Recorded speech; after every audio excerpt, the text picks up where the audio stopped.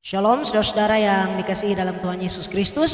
Kembali kita akan sama-sama belajar bagian firman Tuhan untuk pembahasan di David's Man Bible Study kita. Dan kita ada di dalam pembahasan seri mengenai peperangan rohani. Dan kita akan membahas tentang selengkap senjata Allah. Minggu lalu kita sudah mulai dengan pendahuluan dan latar belakang, juga sedikit pembahasan mengenai apa itu peperangan rohani dalam sudut pandang iman Kristen. Dan kali ini kita akan melihat aspek-aspek yang ada di dalamnya, dan juga bagaimana sebagai orang percaya apa yang perlu untuk kita pikirkan, kita renungkan, dan yang kita lakukan seturut dengan kebenaran firman Tuhan. Dan kita akan melihat dari surat Rasul Paulus kepada jemaat di Efesus pasal yang ke-6 mulai dari ayat yang ke-10 hingga ayat yang ke-20. Tetapi kita akan fokus kepada ayat yang ke-14, di mana ini adalah bagian pertama yang kita bahas setelah pendahuluan, yaitu tentang ikat pinggang kebenaran atau berikat pinggangkan kebenaran dari selengkap senjata Allah ini. Karena itu sebelum kita merenungkan firman Tuhan lebih jauh, mari kita berdoa. Bapa di dalam kerajaan sorga, kami bersyukur untuk penyertaan dan kasih-Mu. Kami akan merenungkan firman Tuhan, kami akan belajar kebenaran-Mu. Kami berdoa Roh Kudus menolong mempersiapkan hati dan pikiran kami, agar apa yang kami belajar dari kebenaran firman-Mu boleh tertanam, bertumbuh, menghasilkan buah dan kehidupan kami untuk mempermuliakan nama Tuhan. Buka hati dan pikiran kami, bantu setiap kami Tuhan, di dalam nama Tuhan Yesus kami berdoa, amin. Saudara, Efesus pasal yang ke-6 berbicara mengenai peperangan rohani dan selengkap senjata Allah.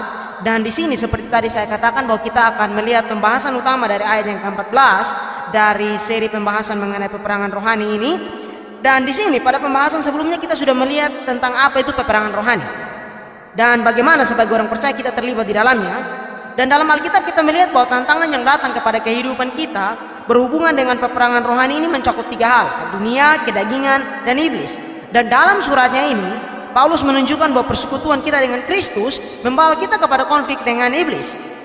Sehingga kita perlu mengingat bahwa meskipun kita sudah ada di dalam Kristus, tetapi kita masih hidup di dalam dunia ini. Kita masih ada di dalam pergumulan rohani yang kita hadapi setiap hari. Sehingga apa yang Paulus sampaikan kepada jemaat di Efesus ini relevan mengenai hal peperangan rohani. Dan karena peperangan rohani ini sesuatu yang nyata, sebab setiap hari peperangan ini berkecamuk di sekitar kita, maka peperangan rohani ini datang dalam berbagai bentuk. Dan yang paling sering adalah bagaimana hati dan pikiran kita dan iman kita dicobai dengan berbagai hal. Itulah sebabnya dalam bagian ini saja nanti kita akan lihat bahwa 3 kali Paulus menasihatkan kepada penerima suratnya untuk berdiri atau bertahan di dalam iman dan bertahan di dalam Tuhan. Ayat yang ke-11, ayat yang ke-13, dan ayat yang ke-14. Tetapi Paulus tidak berkata untuk hanya sekedar mengatakan kepada kita untuk berdiri teguh dan memberitahu bahwa bagaimana kita bertahan di sana. Tetapi di sini dia mengatakan kepada kita bagaimana sebagai orang percaya kita bisa berdiri teguh, yaitu bahwa hendaklah kamu kuat di dalam Tuhan dan di dalam kekuatan kuasanya. Nah, dengan bersandar dan bergantung kepada kekuatan dari Allah ini, maka kemudian ada hal-hal praktis yang secara rohani kita bisa lakukan. Ayat yang ke-11 katakan, kenakanlah seluruh perlengkapan senjata Allah supaya kamu dapat bertahan melawan tipu muslihat iblis.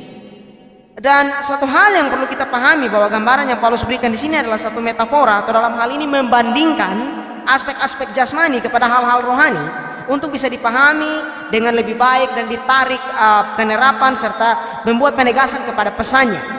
Dan untuk pembahasan minggu ini kita akan melihat atau berfokus kepada perlengkapan yang pertama, yaitu berikat pinggangkan kebenaran. Dan di sini kita akan lihat 2 hal mengenai hal berikat pinggangkan kebenaran itu, yaitu apa itu kebenaran yang dimaksud di sini dan bagaimana kebenaran itu berdampak bagi kehidupan orang percaya. Nah, kembali saya akan bacakan untuk kita semua mulai dari ayat yang ke-10 hingga ayat yang ke-14 dari Efesus pasal yang ke-6 ini. Akhirnya hendaklah kamu kuat di dalam Tuhan, di dalam kekuatan kuasanya. Kenakanlah seluruh perlengkapan senjata Allah supaya kamu dapat bertahan melawan tipu muslihat iblis. Karena perjuangan kita bukanlah melawan darah dan daging, tetapi melawan pemerintah-pemerintah, melawan penguasa-penguasa, melawan penghulu-penghulu dunia yang gelap ini, melawan roh-roh jahat di udara. Sebab itu ambillah seluruh perlengkapan senjata Allah supaya kamu dapat mengadakan perlawanan pada hari yang jahat itu dan tetap berdiri sesudah kamu menyelesaikan segala sesuatu. Jadi berdirilah tegap, berikat pinggangkan kebenaran. Nah, kita akan lihat sampai pada bagian ini. Di sini hal yang menarik untuk bagian pertama yang kita renungkan dan kita lihat di sini, bahwa apa itu kebenaran yang dimaksudkan di sini. Saudara, bahwa pada zaman ini kita hidup di satu zaman yang dimana kebenaran itu menjadi hal yang begitu berharga. Tetapi juga kebenaran menjadi cukup rumit untuk dipahami, karena ada begitu berbagai banyak pandangan atau berbagai macam pandangan yang mengklaim atau diklaim sebagai kebenaran. Dan tentu saat kita membaca bagian firman Tuhan ini, bahwa dalam konteks pemahaman dan pembahasan kita tahu bahwa Paulus maksudkan di sini adalah tentang kebenaran Allah dan Injil Kristus yang dia bicarakan di sini. Nah, pada suatu saat ketika kita melihat kembali dalam catatan Injil, di mana ketika sebelum Yesus disalibkan, dia diperhadapkan kepada Pilatus. Ada persidangan di hadapan Pilatus. Di dalam Yohanes pasal yang ke-18, mulai dari ayat 37 dan 38, di situ kita lihat bahwa ada satu percakapan yang menarik, percakapan yang penting antara Tuhan Yesus dan Pilatus. Saya kutip untuk kita semua. Yohanes pasal 18 ayat 37 dan 38. Maka kata Pilatus kepadanya, "Jadi engkau adalah raja?" Jawab Yesus, "Engkau mengatakan bahwa aku adalah raja. Untuk itulah aku lahir dan untuk itulah aku datang ke dalam dunia ini, supaya aku memberi kesaksian tentang kebenaran. Setiap orang yang berasal dari kebenaran mendengarkan suaraku." Kata Pilatus kepadanya, "Apakah kebenaran itu?" Pilatus di sini menarik bahwa dia berhadapan dengan sang kebenaran itu. Yesus berkata di dalam Yohanes pasal 14 ayat yang ke-6, kata Yesus kepadanya, "Akulah jalan dan kebenaran dan hidup. Tidak ada seorang pun yang datang kepada Bapa kalau tidak melalui aku." Yesus berkata bahwa dia adalah jalan dan kebenaran dan hidup. Bahwa dia adalah kebenaran itu. Dan di sini Pilatus tidak mau mencari tahu atau mendengar tentang kebenaran itu. Dia bertanya tentang apakah kebenaran itu, tetapi tidak mau mendengar jawaban atas pertanyaannya itu. Dan ini menjadi pelajaran bagi kita semua, bahwa saat kita bergumul dengan apa yang benar di dalam, apa hal yang menjadi kebenaran dalam kehidupan kita, bagaimana kita memaknai segala sesuatu dengan tantangan yang kita hadapi dalam kehidupan kita setiap hari, dengan berbagai hal dan pandangan yang muncul di sekeliling kita, apa pijakan kita untuk melihat kebenaran itu. Nah, Yesus dan firman-Nya adalah kebenaran, dan kita sebagai orang percaya adalah pemberita kebenaran itu. Kita percaya kepada kebenaran Injil Kristus, dan saat percaya kepada kebenaran Injil Kristus harusnya memberi buah dalam hidup kita, dan harusnya membuat kita menjadi orang-orang yang berjalan di dalam kebenaran, hidup di dalam kejujuran, dan berpegang teguh kepada kebenaran firman Allah. Sehingga apa yang kita percayai, apa yang kita imani berdampak kepada kehidupan kita. Ada yang mungkin bertanya dan berpandangan di sini bahwa apa dimaksud dengan kebenaran ini? Apakah kebenaran itu sesuatu yang secara umum dipahami sebagai hal yang benar, ataukah yang dimaksud dengan kebenaran itu adalah hal-hal tertentu dari iman Kristen? Nah, kita bisa melihat bahwa kedua hal ini bisa kita pahami berjalan bersama dalam kehidupan kita. Maksudnya bahwa saat kita percaya kepada Injil kebenaran dari Kristus, prinsip-prinsip kebenaran di dalam Alkitab, maka itu akan menuntun kita kepada perjalanan dan sikap tindakan moral yang benar. Nah, mungkin ada hal-hal yang bertentangan dengan pandangan dunia pada saat ini, tetapi hal yang perlu kita ingat dan kita mengerti bahwa harusnya pemahaman dan iman, kepercayaan kita kepada Injil Kristus memberikan perubahan di dalam kehidupan kita. Kembali, apa yang kita percayai harusnya mengubah sikap hidup, cara berpikir kita, sehingga bahwa kebenaran di dalam Allah harusnya berdampak kepada kehidupan kita, dan hidup kita menjadi dampak bagi dunia ini. Dengan kata lain, bahwa kebenaran di dalam Kristus mengubahkan kita menjadi orang-orang yang berjalan dan melakukan hal-hal yang benar. Sehingga ukuran moral bagi orang percaya sebenarnya adalah sesuatu yang luar biasa, bahwa di dalam kasih karunia kita diangkat kepada ukuran dan tingkatan moral yang lebih tinggi. Nah, kembali kepada frasa yang Paulus angkat di sini, yaitu berikat pinggangkan kebenaran. Ingat bahwa gambaran dari selengkap senjata Allah yang Paulus daftarkan di sini diambil dari kelengkapan perang tentara Romawi. Ikat pinggang dari tentara Romawi ini bertujuan untuk menahan seragam mereka dengan perlengkapan yang dipakai agar tetap melekat dengan baik pada tubuh mereka, dan juga untuk membuat mereka bisa lebih leluasa bergerak dalam pertempuran dan tidak mengganggu pergerakan mereka. Nah, pakaian pada zaman itu seperti sebuah terusan yang panjang, seperti yang mungkin kita pernah lihat di film-film kolosal, sehingga ikat pinggang itu dibutuhkan untuk mengikat pinggang mereka, menahan pakaian itu sehingga mungkin istilah kita tidak kedodoran dan membuat mereka tersandung. Nah, gambaran yang mau ditunjukkan di sini bahwa berbicara mengenai kesiapan dan kewaspadaan. Ingat bahwa selengkap senjata Allah ini yang akan kita lihat nanti bagian-bagian berikutnya bukan dipakai untuk aksesoris. Bahwa seorang tentara Roma tidak menggunakan atau mengenakan perlengkapan ini untuk hanya sekedar fashion show, tetapi dipakai untuk berperang, siap sedia di dalam segala keadaan. Bahwa gambaran yang mau ditunjukkan kembali di dalam firman Tuhan mengenai kesiapan dan kewaspadaan. Nah, satu hal yang unik juga bahwa di dalam Alkitab kita melihat saat orang Israel, perjanjian lama, saat orang Israel keluar dari Mesir, mereka akan melakukan Paskah. Dan ada pesan dan perintah yang Allah berikan kepada mereka. Keluaran 12 ayat 11. Dan beginilah kamu memakannya. Artinya bahwa memakan domba Paskah ini. Pinggangmu berikat, kasut pada kakimu dan tongkat di tanganmu. Berburu-burulah kamu memakannya. Itulah Paskah bagi Tuhan. Artinya bahwa ada sediaan di sana. Ada sikap berjaga-jaga di sana. Ada sikap bersiap di sana.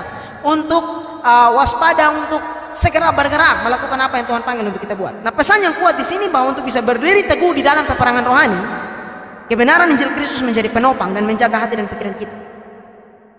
Kembali, bahwa untuk bisa berdiri teguh di dalam peperangan rohani, maka kebenaran Injil Kristus menjadi penopang dan untuk bisa menjaga hati dan pikiran kita.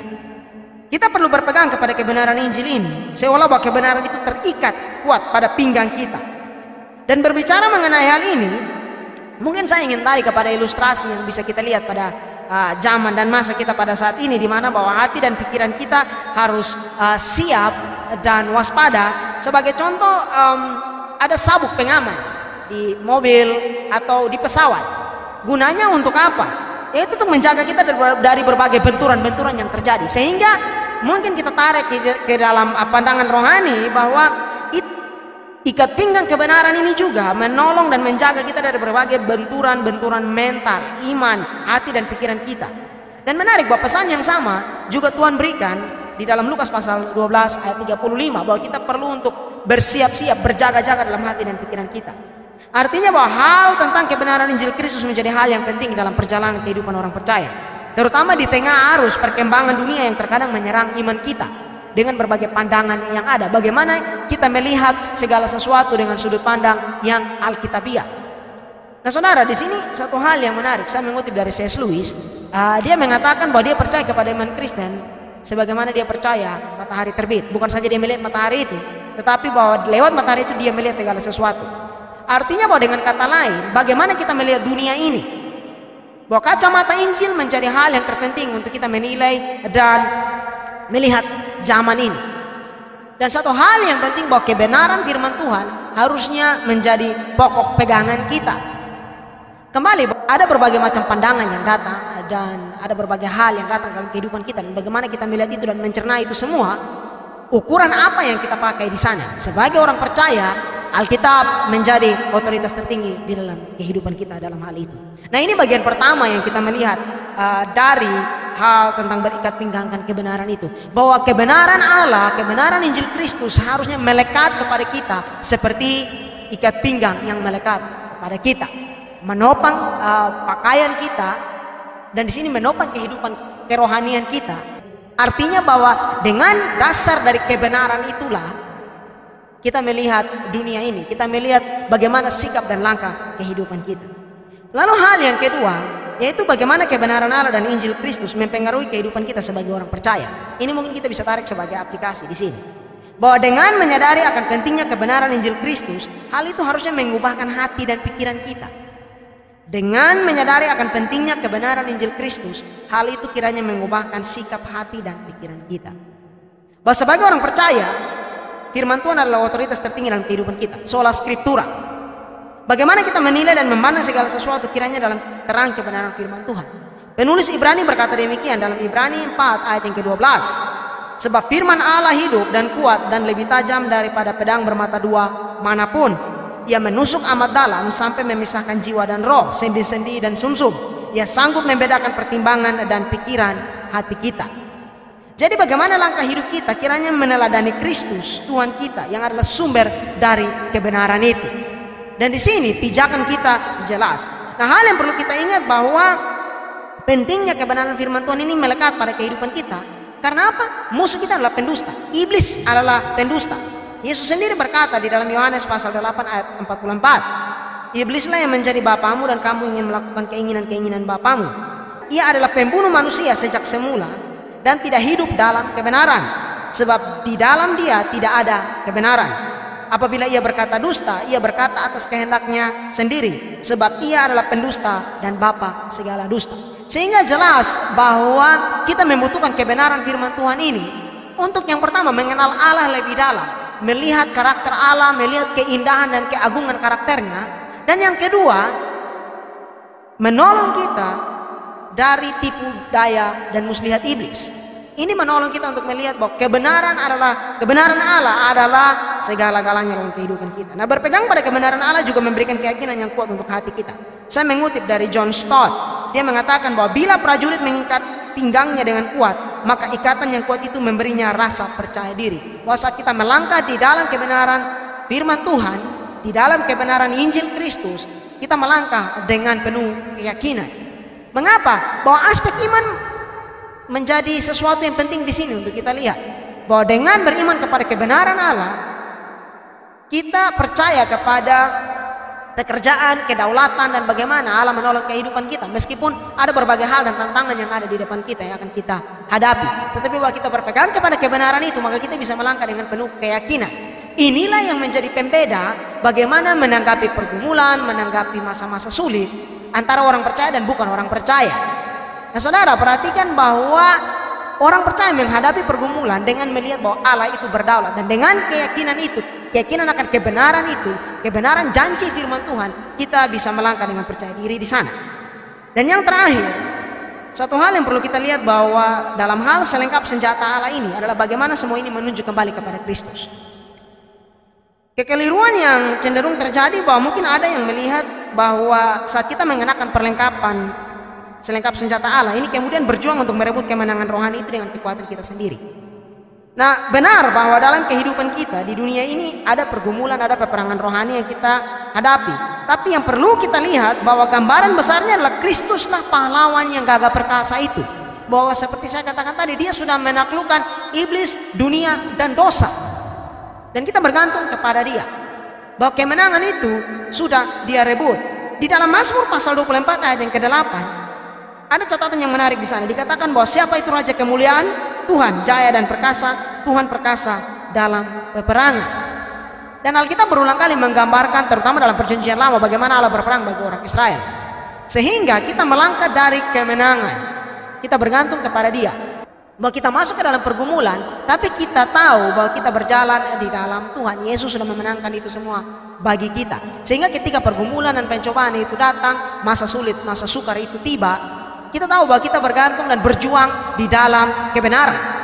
Dan ini yang menolong kita untuk melihat bahwa Allah menolong kehidupan kita, menolong dan menuntun setiap langkah kehidupan kita saat kita bergantung kepada dia, bergantung kepada kebenarannya, melihat apa yang Allah mau untuk kita lakukan dalam kehidupan kita lewat kebenaran firman-Nya. Nah, mungkin ini adalah beberapa bagian yang bisa saya bagikan untuk saudara. Kita akan membahas bagian-bagian berikutnya lebih jauh, tetapi kiranya bahwa bagian ini menolong kita untuk mengerti bahwa kebenaran Allah menjadi hal yang harusnya melekat di dalam kehidupan kita seperti ikat pinggang di sini yang digambarkan oleh Paulus di sini. Dan dari situ bahwa kita belajar untuk mengerti, melihat segala sesuatu dari sudut pandang kebenaran firman Tuhan, dan kita boleh melangkah di dalam kehendak Allah. Kita berdoa. Bapa, kami bersyukur untuk kebenaran firman-Mu. Kami bersyukur untuk renungan singkat yang kami lihat ini. Kami berdoa Tuhan menolong untuk kami boleh bertumbuh di dalamnya. Bantu kami Tuhan untuk melihat bahwa Engkaulah sumber kebenaran itu. Dan Bapa, kiranya kebenaran firman-Mu melekat di dalam hati dan pikiran kami, sehingga kami boleh berjalan dan melangkah di dalam terang kebenaran firman-Mu. Kami berdoa Tuhan bahwa di dalam setiap musim kehidupan kami, ajar kami untuk percaya kepada janji-Mu, melihat akan kekuatan dan kuasa-Mu, dan di mana Tuhan kami bergantung kepada kebaikan dan kasih karunia-Mu. Bantu kami Tuhan Yesus di dalam kehidupan kami hari lepas hari. Tuntun, pimpin, sertai kami, lindungi dan berkati kami Tuhan. Kami berdoa juga Tuhan Yesus, Engkau menolong setiap kami dalam kehidupan rohani kami, pertumbuhan rohani kami. Allah sendiri yang topang dan turut bekerja di dalamnya. Bapa, kami juga berdoa Tuhan untuk setiap yang saudara-saudara yang mungkin dalam keadaan sakit, Tuhan sembuhkan. Yang lemah Tuhan kuatkan, yang berbeban berat Tuhan topang. Ini doa, ini permohonan kami. Kami percaya bahwa Allah menjawab seturut dengan kekayaan kasih karunia-Mu dan seturut dengan kehendak-Mu Tuhan. Terima kasih Bapa, di dalam nama Tuhan Yesus kami berdoa. Amin.